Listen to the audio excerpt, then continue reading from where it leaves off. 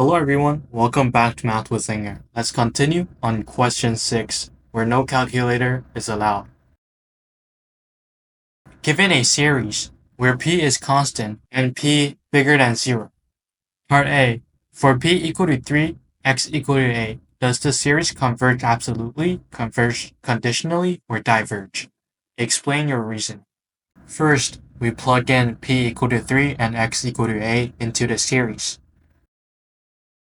And that gives us negative 1 to the power of n plus 1 times 1 over n to the power of 3. Check if it is converged absolutely first. Ignore the signs. And this is a p series. The series converges when p greater than 1. In this case, p is equal to 3, where it is greater than 1. So this series converges absolutely. Question B, same x, but p equal to 1. Determine if it is absolute or conditionally or diverge. Again, plug in p and x. That gives us negative 1 to the power of n plus 1 over n. First, we test if it is converged absolutely. Ignore the alternating signs. Sum up 1 over n.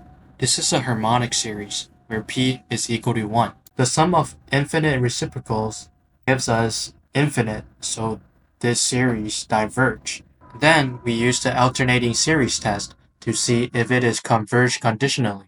It converges when the series is decreasing, and as n approaches infinity, an is equal to 0. I'm going to list the first few terms out to show it more clearly. This corresponds to our first condition, where the series is decreasing. As n approaches infinity, that gives us 1 over infinity. Any number over infinity equal to 0.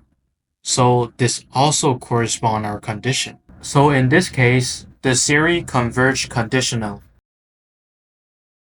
Part C, when x equal to negative 2. For what value of p does the series converge? Explain your reasoning. First, we plug in x equal to negative 2 into the series, where it gives us negative 1 to the power of n plus 1 times negative 5 to the power of n over 5n times n to the power of p. We have a negative 5 in the numerator and a 5 in denominator. So we want to cancel out. We need to take out a negative 1 to the power of n. Now we can cancel 5 to the power of n and combine the negative 1.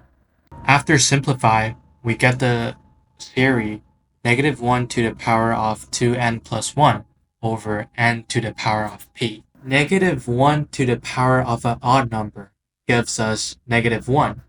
At this point, it is a p series. And a p series converges when p is greater than 1. So when x equal to negative 2, p greater than 1, the series converges. Move on to question D. When p equal to 1, x equal to 3.1, the series converges to a value s. Use the first two terms of the series to approximate s. Use the alternating series error bound to show that this approximation differs from s by less than 1 over 300,000. Plug in p equal to 1 and x equal to 3.1 to the series. That gives us negative 1 to the power of n plus 1 times 0.1 to the power of n over 5n times n. After simplify, it gives us negative 1 to the power of n plus 1 over n times 50 to the power of n. Use the first two terms to approximate s, which means we want to add term 1 and term 2 of the series. Term 1 is when n equal to 1, and after we plug in, it gives us 1 over 50. Terms 2 is when n equal to 2, and it gives us 1 over negative 5,000. And s is approximately 1 over 50 minus 1 over 5,000, which gives us 99 over 5,000. Second, the question is asking us to use the alternating series arrow bound to show this approximation differs from s by less than 1 over 300,000. So the arrow is smaller and equal to the third terms, which is equal to 1 over 4 to the power of 4 over 3 times 50 to the power of 3. And that gives us 1 over 375,000.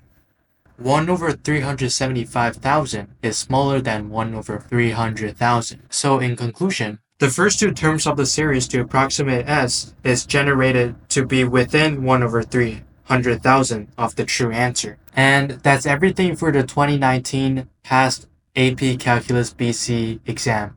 I hope everyone get a 5 on the 2026 AP Calculus exams.